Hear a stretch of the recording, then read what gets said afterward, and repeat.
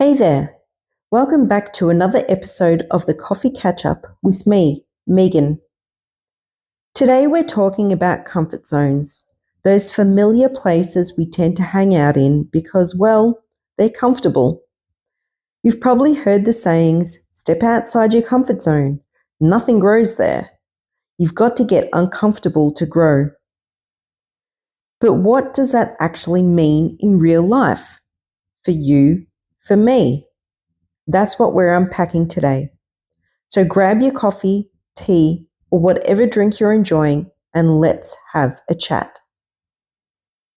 Comfort zones don't have to be huge, dramatic things. It's not always about public speaking or quitting your job or moving across the country.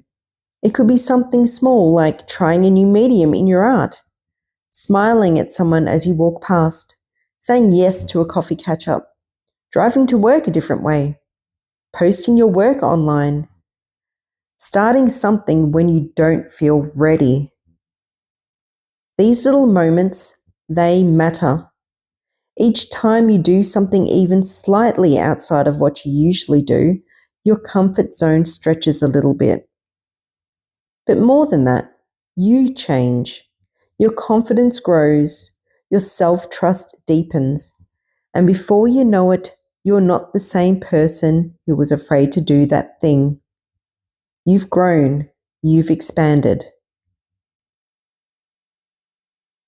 So recently, I had a stall at my local creatives market, and I hadn't done a market in over 14 years. This was huge for me, not just the act of putting myself out there again, but doing it on my own, no one holding my hand. The lead up to it was honestly awful. Anxiety, self-doubt, second-guessing everything. I got to the point where I just wanted to get it over with. Like I couldn't even enjoy the lead up because the mental noise was so loud. But something I've noticed over the years is that I've developed a way of preparing myself for these moments, and that's visualization. I didn't even know I was doing it at first. I picture myself there, the setting, what I'm wearing, how I'm feeling, and how I want to show up. And it's not about controlling the outcome. I know it's not going to go exactly how I imagine, but it's about warming myself up. It's like giving myself a preview, a way to ease my nervous system into it.